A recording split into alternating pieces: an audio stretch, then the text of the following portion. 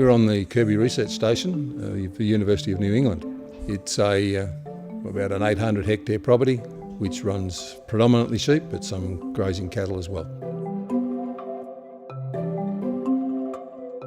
The RFID tag, which is the way in which we identify individual animals, is an electronic means for us to automatically record that individual animal rather than to have to read one by one an ear tag and write that ear tag down, which is traditionally what has been done.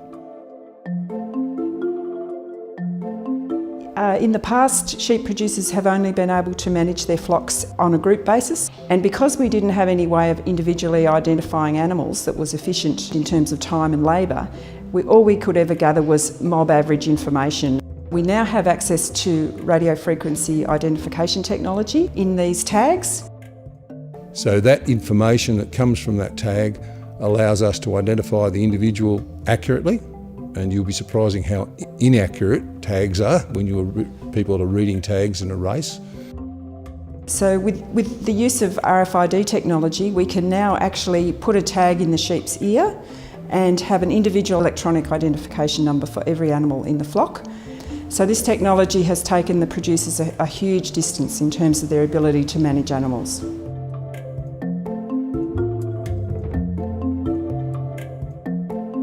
So my main role here is really to be collecting data, and to do that it's essential that each sheep has an individual electronic ID.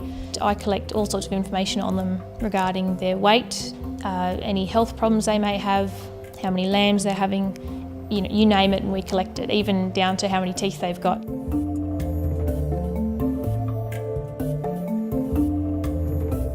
Is a technology which has been around for a long time. I guess the most familiar way in which it's used is probably the people who've got cats and dogs. An implant in those cats and dogs which identifies them. That technology is the same technology as we're now applying in livestock. So the radio frequency identification tag has a little transponder in it which is excited when we put a tag reader beside it. It's a 16-digit number that's individual for every tag that's produced in Australia. Animal welfare is a really important part of the research that we do here, and a lot of the information that we collect can be used to improve the animal's welfare.